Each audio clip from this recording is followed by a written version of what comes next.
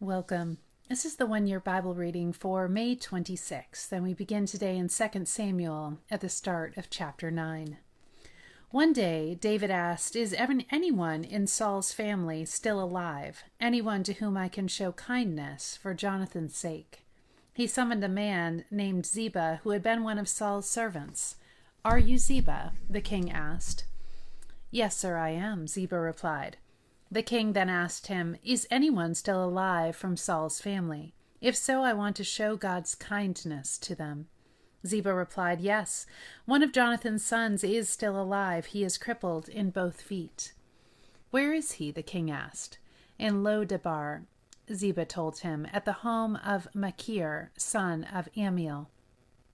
So David sent for him, and he brought him from Machir's home. His name was Mephibosheth. He was Jonathan's son and Saul's grandson. When he came to David, he bowed low to the ground in deep respect. David said, "Greetings, Mephibosheth." Mephibosheth replied, "I am your servant." "Don't be afraid," David said. "I intend to show kindness to you because of my promise to your father Jonathan. I will give you all the property that once belonged to your grandfather Saul, and you will eat here with me at the king's table." Mephibosheth bowed respectfully and exclaimed, "Who is your servant that you should show such kindness to a dead dog like me?" Then the king summoned Saul's servant Ziba and said, "I have given your master's grandson everything that belonged to Saul and his family. You and your sons and servants are to farm the land for him, to produce food for your master's household. But Mephibosheth, your master's grandson, will eat here at my table." Ziba had 15 sons and 20 servants. Ziba replied, "Yes, my lord the king, I am your servant, and I will do all that you have commanded." And from that time on, Mephibosheth ate regularly at David's table, like one of the king's own sons. Mephibosheth had a young son named Micah. From then on, all the members of Ziba's household were Mephibosheth's servants. And Mephibosheth, who was crippled in both feet, lived in Jerusalem and ate regularly at the king's table. Sometime after this, King Nahash of the Ammonites died, and his son Hanun became king. David said, "I am going to show loyalty to Hanun, just as his father Nahash was always loyal to me." So David sent ambassadors to express sympathy to Hanun about his father's death. But when David's ambassadors arrived in the land of Ammon, the Ammonite commander said to Hanun, their master, "Do you really think these men are coming here to honor your father? No, David has sent them to spy out the city, so they can come in and conquer it." So Hanun seized David's ambassadors and shaved off half of each man's beard, cut off their robes at the buttocks, and sent them back to David in shame. When David heard what had happened, he sent messengers to tell the men, "Stay at Jericho until your beards grow out, and then come back." For they felt deep shame because of their appearance. When the people of Ammon realized how seriously they had angered David, they sent and hired 20,000 Aramean foot soldiers from the lands of Beth-rehob and Zobah, 1,000 from the king of Maacah, and 12,000 from the land of Tob. When David heard about all of this, he sent Joab and all his warriors to fight them.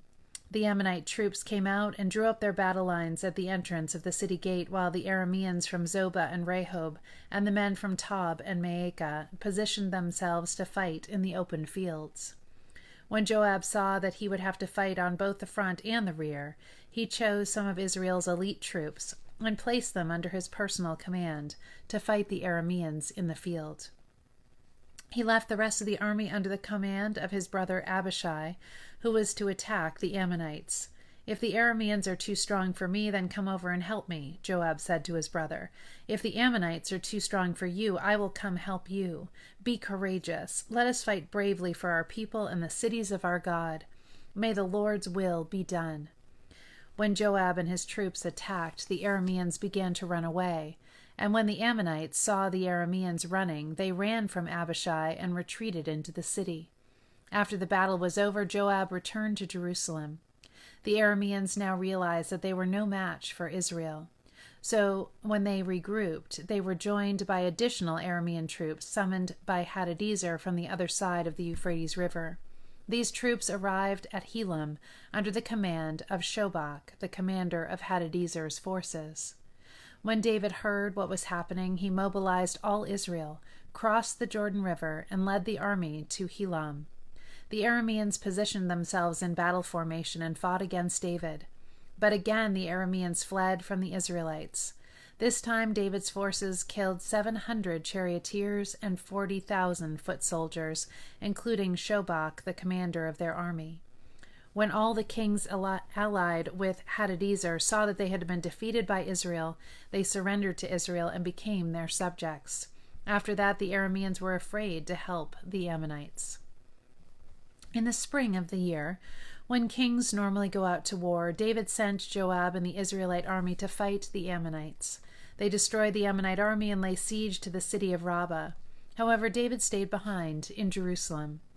Late one afternoon, after his midday rest, David got out of bed and was walking on the roof of the palace. As he looked out over the city, he noticed a woman of unusual beauty taking a bath. He sent someone to find out who she was, and he was told she is Bathsheba, the daughter of Eliam, and the wife of Uriah the Hittite. Then David sent messengers to get her, and when she came to the palace, he slept with her. She had just completed the purification rites after having her menstrual period. Then she returned home. Later, when Bathsheba discovered that she was pregnant, she sent a message saying, "I'm pregnant." Then David sent word to Joab, "Send me Uriah the Hittite." So Joab sent him to David. When Uriah arrived, David asked him how Joab and the army were getting along and how the war was progressing. Then he told Uriah, "Go on home and relax." David even sent a gift to Uriah after he left the palace. But Uriah didn't go home.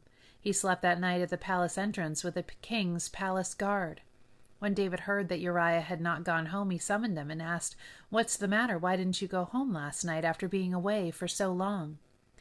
Uriah replied, "The ark and the armies of Israel and Judah are living in tents, and Joab and my master's men are camping in the open fields. How could I go home to wine and dine and sleep with my wife? I swear that I would never do such a thing." "Well, stay here today," David told him, "and tomorrow you may return to the army." So Uriah stayed in Jerusalem that day and the next. Then David invited him to dinner and got him drunk, but even then he couldn't get Uriah to go home to his wife. Again he slept at the palace entrance with the king's palace guard. So the next morning David wrote a letter to Joab and gave it to Uriah to deliver. The letter instructed Joab, "Station Uriah on the front lines where the battle is fiercest. Then pull back so that he will be killed." So Joab assigned Uriah to a spot close to the city wall where he knew the enemy's strongest men were fighting. And when the enemy's soldiers came out of the city to fight, Uriah the Hittite was killed along with several other Israelite soldiers. Then Joab sent a battle report to David. He told his messenger, "Report all the news of the battle to the king." But he might get angry and ask, "Why did the troops go so close to the city? Didn't they know there would be shooting from the walls? Wasn't Abimelech, son of Gideon, killed at Thebez by a woman who threw a millstone down on him from the wall? Why would you get so close to the wall? Then tell him Uriah the Hittite was killed too." So the messenger went to Jerusalem and gave a complete report to David. "The enemy came out against us in the open fields," he said, "and as we chased them back to the city gate, the archers on the wall shot arrows at us. Some of the king's men were killed, including Uriah the Hittite." "Well, tell Joab not to be discouraged," David said. "The sword devours this one today and that one tomorrow. Fight harder next time and conquer the city." When Uriah's wife heard that her husband was dead, she mourned for him. When the period of mourning was over, David sent for her and brought her to the palace, and she became one of his wives. Then she gave birth to a son. But the Lord was displeased with what David had done. John chapter 15, beginning in verse 1, and this is Jesus' teaching on the vine, and I thought it was helpful in my commentary today. It was talking about the vine and how it had already been established in the Old Testament. It says, in the Old Testament, grapes symbolized Israel's fruitfulness in doing God's work on the earth. In the Passover meal, the fruit of the vine symbolized God's goodness to his people. The vine was the emblem of peace and prosperity. It also symbolized the people of God, his vine planted in the promised land. So his disciples would have had that history and that understanding from the Old Testament for this teaching. Jesus says, "I am the true vine, and my Father is the gardener. He cuts off every branch of mine that doesn't produce fruit, and he prunes the branches that do bear fruit, so they will produce even more.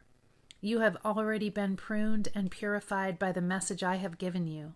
Remain in me, and I will remain in you. For a branch cannot produce fruit if it is severed from the vine, and you cannot be fruitful unless you remain in me. Yes, I am the vine, you are the branches. Those who remain in me and I in them will produce much fruit, for apart from me you can do nothing. Anyone who does not remain in me is thrown away like a useless branch and withers. Such branches are gathered into a pile to be burned.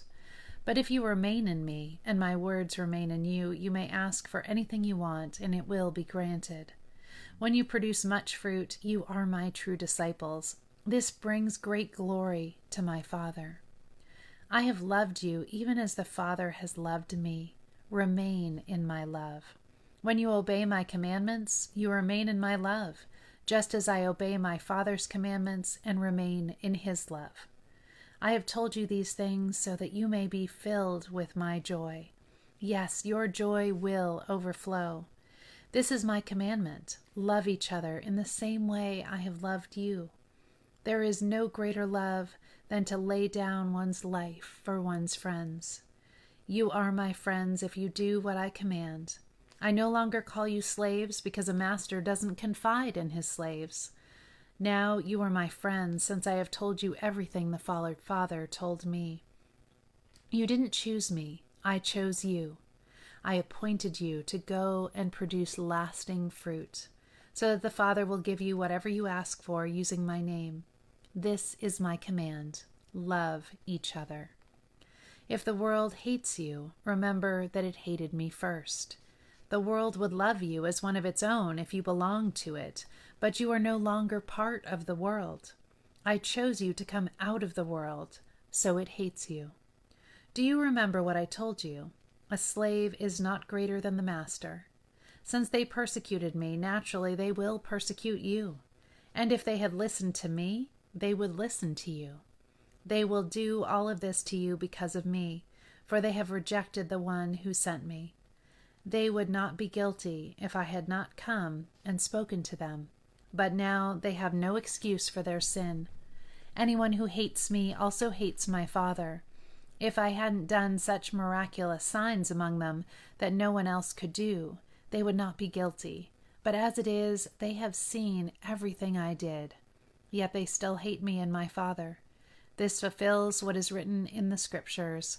They hated me without cause. But I will send you the Advocate, the Spirit of truth. He will come to you from the Father and will testify all about me. And you must also testify about me because you have been with me from the beginning of my ministry. Psalm 119, beginning in verse 49. Remember your promise to me. It is my only hope. Your promise revives me. It comforts me in all my troubles. The proud hold me in utter contempt, but I do not turn away from your instructions. I meditate on your age-old regulations. O Lord, they comfort me. I become furious with the wicked because they reject your instructions. Your decrees have been the theme of my songs wherever I have lived. I reflect at night on who you are, O Lord. Therefore, I obey your instructions. This is how I spend my life, obeying your commandments.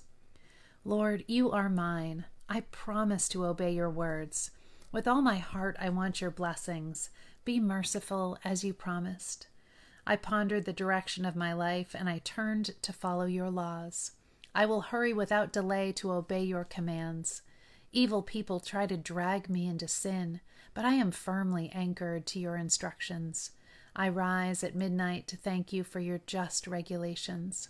I am a friend to anyone who fears you, anyone who obeys your commandments. O Lord, your unfailing love fills the earth. teach me your decrees. Proverbs 16, 1-3.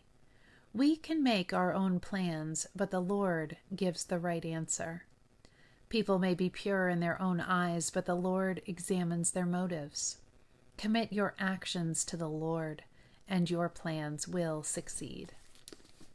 We're back with Selwyn Hughes looking at this issue of demandingness.